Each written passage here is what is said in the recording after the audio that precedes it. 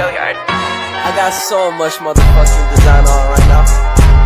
Break it down, bring it back, make it clap. I got 3 old thoughts, new block, wear that thing. Bitches on my line, and you know. Assalamualaikum warahmatullahi wabarakatuh. Perkenalkan, nama saya Syarifah Aini dengan NIM 220871964.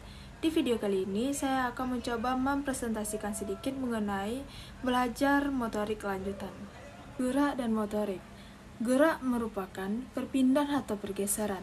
Sedangkan pengertian belajar gerak secara umum, belajar gerak merupakan proses belajar yang bertujuan untuk meningkatkan kemampuan kognitif, sikap, dan keterampilan. Sedangkan pengertian motorik adalah kemampuan gerak tubuh yang perkembangannya dipengaruhi oleh umur dan perkembangan anak secara keseluruhan. Pengertian belajar motorik merupakan proses perubahan individu sebagai hasil timbal balik antara latihan dan lingkungan. Perbedaan motorik halus dan kasar. Motorik halus adalah suatu gerakan tubuh yang menggunakan otot kecil dan memerlukan konsentrasi antara mata dan tangan. Contohnya, menulis, melukis, menggunting, dan lain-lain.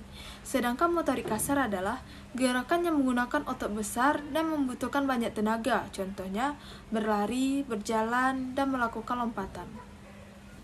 Perkembangan motorik. Jadi, perkembangan motorik ini dibagi menjadi 3 tahap. Yang pertama ada kognitif, yang kedua ada asosiatif, dan yang ketiga ada autonomus. Pengertian dari tahap kognitif ini adalah tingkat kognitif ditandai oleh usaha terutama pelaku untuk keterampilan baru yang paling lambat dan tidak tetap. Dibutuhkan perhatian kognitif yang cukup untuk menampilkan keterampilan itu. Contohnya, seorang pemula dalam permainan bola basket mampu melakukan 3 point, yakni melakukan tembakan ke keranjang lawan dari luar garis penalti atau garis 3 point. Namun, keterampilan tersebut hanya sesekali dapat dilakukannya. Pelaku masih mencari-cari hubungan antara cara melaksanakan dan hasil yang dicapai. Karena itu, masih belum terbentuk satu pola gerak yang konsisten. Tahap asosiatif. Permulaan dari tahap ini ditandai oleh semakin efektif cara-cara siswa melakukan tugas gerak dan dimulai mampu menyesuaikan diri dengan keterampilan yang dilakukan. Akan nampak penampilan yang terkoordinasi dengan perkembangan yang terjadi secara bertahap dan lambat laun gerakan semakin konsisten. Contohnya, jika seorang pemula belajar menembakkan bola ke dalam ring dalam permainan bola basket, hanya mampu memasukkan 2-3 tembakan dari 10 kesempatan, maka memasuki tahap asosiatif ini, ia makin paham tentang misalnya berapa kira-kira tenaga yang harus dikerahkan, atau bagaimana peranan dari pergelangan kaki dan jari-jari mengendalikan bola.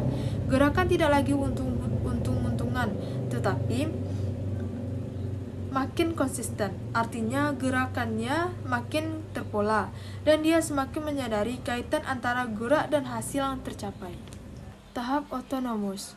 Tahap ini, siswa memerlukan latihan dengan waktu yang lama. Sebenarnya tahap ini tidak semua siswa akan mencapainya. Di dalam tahap autonomus, penampilan mencapai tingkat kecakapan yang paling tinggi, dan telah menjadi otomatisasi. Perhatikan siswa selama tahap ini direlokasikan kepada pengambilan keputusan yang strategis. Sebagai tambahan, tugas-tugas ganda dapat dilaksanakan secara serempak. Artinya, siswa-siswa di dalam tahap ini bersikap konsisten, merasa yakin atau percaya diri, membuat sedikit kesalahan dan secara umum dapat mendeteksi dan mengoreksi kesalahan yang mereka lakukan. Contohnya, seorang pemain bola basket yang telah mahir mampu menembakkan bola secara efektif ke rim meskipun dalam keadaan posisi yang sulit, misalnya karena dia dijaga oleh lawan. Gerakan motorik juga dibagi menjadi 2, yaitu gerakan refleks dan gerakan terprogram. Gerakan refleks adalah respon gerak atau aksi yang terjadi tanpa kemauan sadar yang ditimbulkan oleh stimulus. Contohnya, berkedip saat ada debu, bersin, batuk. Gerakan yang dilakukan tanpa sadar dan merupakan respon segera setelah adanya rangsangan. Yang kedua, gerakan terprogram. Gerakan terprogram ini dibagi menjadi 2, yaitu gerakan motorik halus dan gerakan motorik kasar. Belajar dan pembelajaran. Belajar adalah suatu kejadian dalam diri ataupun setiap proses yang harus dilalui untuk mencapai perubahan di dalam diri untuk menjadi perilaku yang lebih baik ataupun perubahan tingkah laku. Adapun tingkah laku yang dimaksud adalah tingkah laku bersifat positif atau lebih baik dari sebelumnya. Pembelajaran. Pembelajaran adalah bantuan yang diberikan pendidik agar dapat terjadi proses perolehan ilmu dan pengetahuan, penguasaan kemahiran dan tabiat, serta pembentukan sikap dan kepercayaan pada peserta didik. Dengan kata lain, pembelajaran adalah proses untuk membantu peserta didik agar dapat belajar dengan baik. Teori belajar motorik. Yang pertama ada adaptasi teori belajar psikologi. Menurut Profesor John Beck, dalam pendahuluan Teaching of Learning, mendefinisikan belajar ke dalam 3 macam rumusan, yakni rumusan kuantitatif. Ditinjau dari sudut jumlah, belajar berarti kegiatan pengisian atau perkembangan kemampuan kognitif dengan fakta sebanyak-banyaknya. Yang kedua, rumusan institusional. Dalam rumusan ini ditinjau kelembagaan. Belajar dipandang sebagai proses validasi atau pengesahan terhadap penguasaan siswa atas materi-materi yang telah ia pelajari.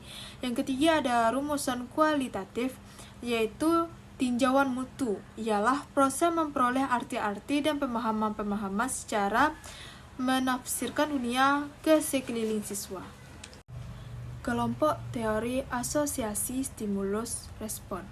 Pemikiran Thorndike tentang proses belajar dapat dibagi menjadi 2 bagian, yaitu 1. Pemikiran sebelum tahun 1930. Pada masa ini dihasilkan 3 hukum-hukum belajar, yaitu hukum efek, yang kedua hukum kesiapan, dan yang ketiga hukum latihan. Yang kedua, pemikiran setelah tahun 1930. Ini melahirkan 5 hukum. Yang pertama, hukum respon berganda. Yang kedua, set atau sikap belajar. Yang ketiga, prapotensi elemen. Yang keempat, respon dengan analogi. Dan yang kelima, pergeseran asosiatif. Kelompok teori kognitif. Fokus teori kognitif adalah potensi untuk berperilaku dan bukan pada perilakunya sendiri. Saat menyatakan bahwa teori kognitif menekankan bahwa peristiwa belajar merupakan proses internal atau mental manusia. Teori kognitif menyatakan bahwa tingkah laku manusia yang tampak tidak bisa diukur dan diterangkan tanpa melibatkan proses mental yang lain, seperti motivasi, sikap, minat, dan kemauan. Sintesis teori asosiasi stimulus respon dan teori kognitif. Secara garis besar, teori koneksionisme Thorndike dapat dijelaskan dengan satu kesimpulan bahwa belajar dapat terjadi dengan dibentuknya hubungan atau ikatan atau asosiasi atau koneksi netral yang kuat antara stimulus dan respon. Untuk dapat mencapai hubungan antara stimulus dan respon ini, perlu adanya kemauan untuk memilih respon yang tepat, serta melalui usaha-usaha atau percobaan-percobaan dan kegagalan-kegagalan terlebih dahulu. Berdasarkan hal ini, Thorndike mengutarakan bila untuk paling dasar dari belajar adalah trial and error learning atau selecting, connecting, learning, dan berlangsung menurut hukum-hukum tertentu. Merancang pembelajaran keterampilan gerak. Pada dasarnya, pencapaian keterampilan belajar gerak dipengaruhi oleh beberapa faktor. Menurut McGill 1984, faktor-faktor yang mempengaruhi belajar gerak adalah 1. Memahami apa yang harus dipelajari. 2. Kesempatan untuk merespon.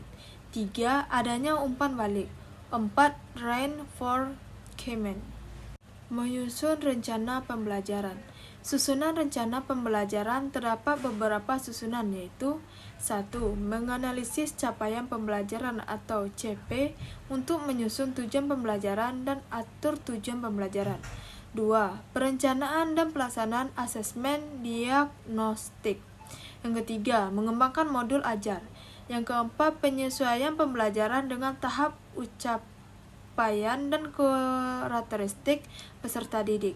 5. Perencanaan, pelaksanaan, dan pengolahan asesmen formatik dan sumatik. Yang keenam, pelaporan kemajuan belajar. Dan yang ketujuh, evaluasi pembelajaran dan asesmen. Mempersiapkan pengalaman belajar. Pengalaman belajar tidak sama dengan konten materi pembelajaran atau kegiatan yang dilakukan oleh guru. Istilah pengalaman belajar mengacu kepada interaksi antara belajar dengan kondisi eksternal di lingkungan yang ia reaksi. Belajar melalui perilaku aktif siswa, yaitu apa yang ia lakukan saat ia belajar, bukan apa yang dilakukan oleh guru.